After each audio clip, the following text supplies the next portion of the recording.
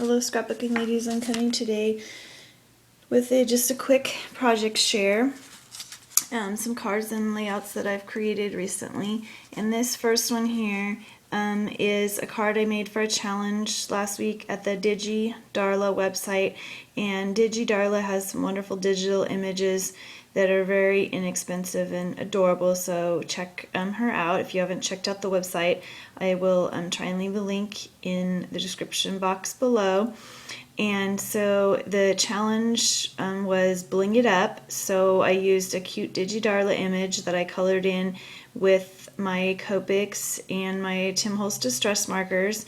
And the little butterfly bling you see in the corner of the image was from Saw Crafters, her store. And then the black damask image in the corner there is one that I cut out on some Black American Crafts cardstock from my Silhouette machine using a Lori Whitlock cutting file.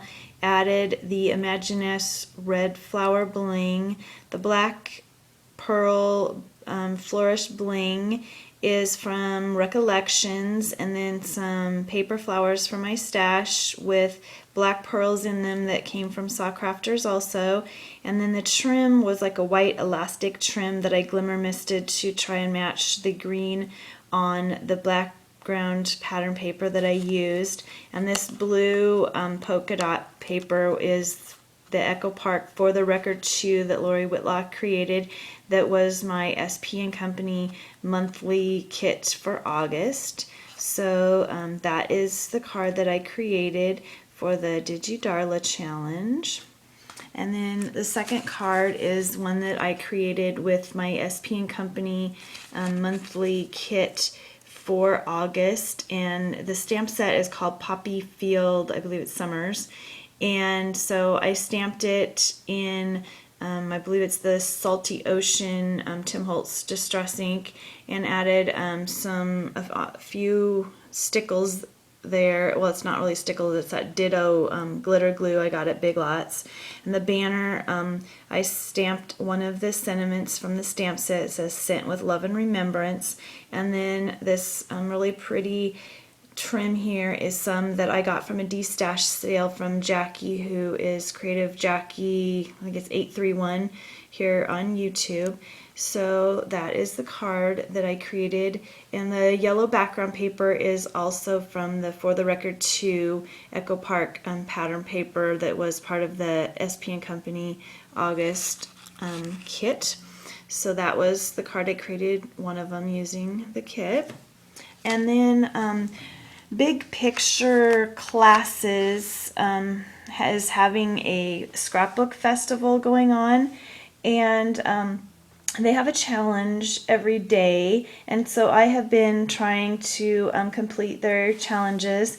And they have some wonderful videos from some very talented scrapbooking ladies, and just kind of, you know, giving some insight into what they feel about scrapbooking. And a lot of the ladies have classes that they teach or ebooks that you can buy. And so this was, I believe it is challenge number 6, and we were given this digital download that says "A Story from My Real Life." And the gal that was doing this was just kind of trying to teach us and help us understand that in our scrapbooks we can just scrapbook, you know, our real life and what really we feel, and you know, what is going on in our life and those of the lives of those that we love in our family. So I created this scrapbook layout, and it is showing my daughter, who is in FFA, and these are like her first pictures of her in her official dress for FFA. And that started when she was a freshman in high school, and so I just kind of journaled about her experience and how it has really helped to give her some new strengths, and that she has really enjoyed all the activities. And a lot of the stickers that you see I bought when I went back to the National FFA Convention with her last fall, and I bought an FFA scrapbooking kit, so I was able to add these onto the layout. And then this is an EK Success I believe it's called a scroll. It's a deep edge punch that I got recently, so I did that in the yellow.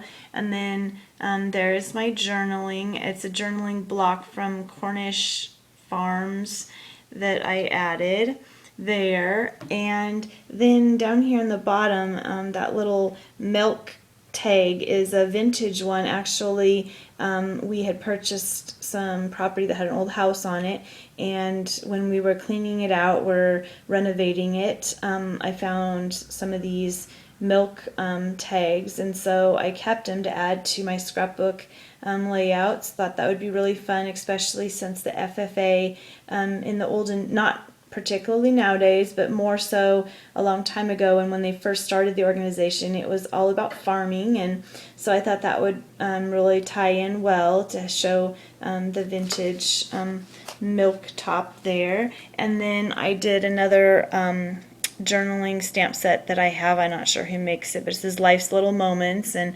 I just said that she's improved her public speaking skills, and it hasn't been without hard work or disappointments, but she's just really enjoyed her time in the FFA. So that was my first layout that I completed there.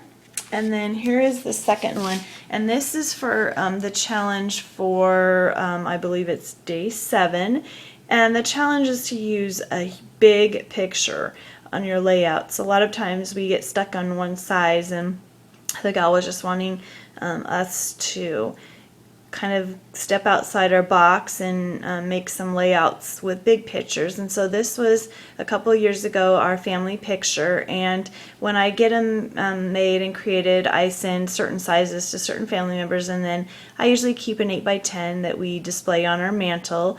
So that's what this picture is, and it just says family and some thickers, and then just a silk flower from my stash and a button in the center there from Creating is Fun, Martha's, I believe it's a Zibbet store. And then this really pretty flocked pink paisley paper, and I got that at my local scrapbook store. And then this brown trim here from my stash.